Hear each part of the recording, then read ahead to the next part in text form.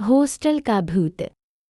शहर से थोड़ी दूरी पर राजकीय स्कूल का एक हॉस्टल था। हॉस्टल को लेकर अफवाह थी कि रात को 12 बजे के करीब हॉस्टल में एक आत्मा घूमती है। आज तक जिस किसी बच्चे ने उस आत्मा को देखा है वो या तो आत्महत्या कर लेता है या पागल हो जाता है।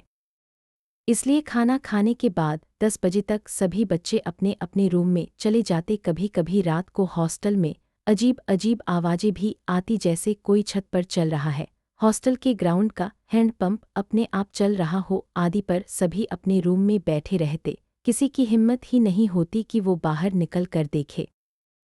एक बार कक्षा 8 में एक नया बैच आया। इस बैच में 4 दोस्तों का एक ग्रुप भी था जो बचपन से पक्के दोस्त थे और बहुत ज़्यादा शरारती थी। इसी वजह से उनके माता पिता ने उन्हें बोर्डिंग स्कूल में पढ़ने भेजा था। उन 4 दोस्तों के नाम थे राजू, अंकुश, सूरज और विशाल।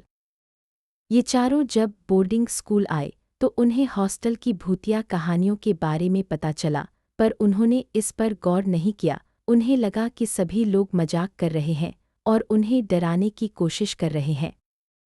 हॉस्टल का खाना नॉर्मल था, जो चारों दोस्तों को पसंद नहीं आया। ऐसे में सूरज बोला, यार क्या बकवास खाना है, इस दाल में न नमक है न मिर्च, सब्जी के नाम पर रोज सिर्फ लौकी और कद्दू ही खाने को मिलता है, पक गया हूँ मैं हॉस्टल का खाना खा खा कर।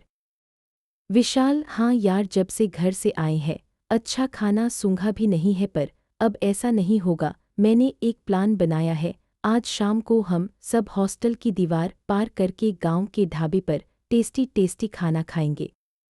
पनीर लबाबदार, खोया पनीर, मलाई कोफ्ता, सोचते ही मेरे मुंह में तो पानी ही आ गया। राजू बोला, तीनों क्या क्या खाएंगे ये डिसाइड ही कर रहे थे कि तभी अंकुश बोला, गांव तो यहाँ से काफ़ी दूर है, अगर हम पैदल गए तो आने में रात हो जाएगी और हमारे गार्ड ने सख्त हिदायत दी है कि कुछ भी हो जाए शाम से पहले हॉस्टल आना है।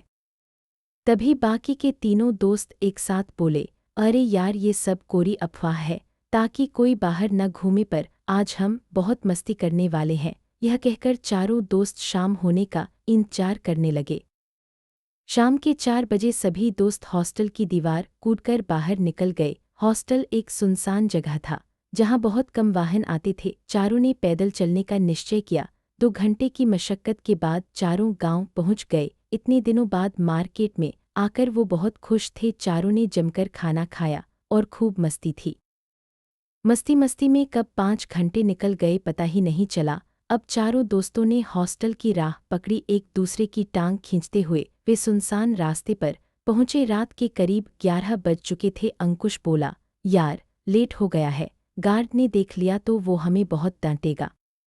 तभी राजू बोला, अरे चिंता मत कर, इस हॉस्टल का कोई भी आदमी या स्टूडेंट रात के 10 बजे के बाद अपने कमरों से बाहर नहीं निकलता, किसी को कुछ पता नहीं चलेगा, हम चुपचाप अपने अपने कमरों में चले जाएंगे। चारों हॉस्टल के पास पहुंच चुके थे। रास्ते में एक बहुत बड़ा पीपल का पेड़ था। चारों पेड़ के पास ही पहुंचे थे, तभी अंकुश को पीपल के पेड़ पर एक सफ़ेद कपड़ों में आदमी लटका हुआ दिखाई दिया। उसने विशाल से कहा, देखो वहाँ कोई है जो हमें घूर के देख रहा है। पूर्णविराम। विशाल ने ऊपर देखा पर उसे कुछ नहीं दिखा। तभी राजू बोला, सूरज तुम मुझे पीछे से क्यों मार रहे हो? यह सुनकर सभी चौंक गए क्योंकि सूरज सबसे आगे चल रहा था। चारों ने एक साथ पीछे मुड़कर देखा तो सफ़ेद कपड़ों में एक आदमी डरावनी सी शक्ल के साथ उनके पीछे खड़ा था। यह वही भूत था जिसकी बातें हॉस्टल में होती थी। भूत को देखकर चारों ने भागना शुरू कर दिया। अंकुश ने सुन था कि जब भूत सामने आए तो हनुमान चालीसा पढ़नी चाहिए। ऐसे में उसने भागते भागते तेजी से हनुमान चालीसा पढ़ना शुरू कर दिया। अब चारों भाग रहे थे और भूत उनके पीछे था। जैसे तैसे वो हॉस्टल की दीवार के पास पहुंचे, पर तब तक भूत उनके बहुत करीब आ गया। भूत उन पर हमला करने ही वाला था कि तभी हॉस्टल का गार्ड वहां आया और उस पर पवित्र जल छिड़क दिया। उसके पास एक भभूत भी थी जिससे उसने हॉस्टल को चारों तरफ से कवर किया हुआ था। यह लाइन ही भूत को हॉस्टल में आने से रोकती थी, लेकिन अमावस्या जैसे दिनों में भूत का प्रभाव हॉस्टल में दिखता था। गार्ड ने चारों दोस्तों को डांट लगाई और उन्हें हॉस्टल के अंदर ले गया। उस दिन चारों को पता चला कि हर बात को मजाक में लेना उन्हें बहुत भारी पड़ सकता था।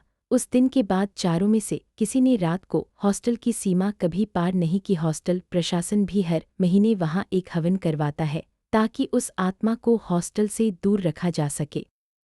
दोस्तों, अगर आपको कहानी अच्छी लगी हो तो चैनल को लाइक, शेयर और सब्सक्राइब करें।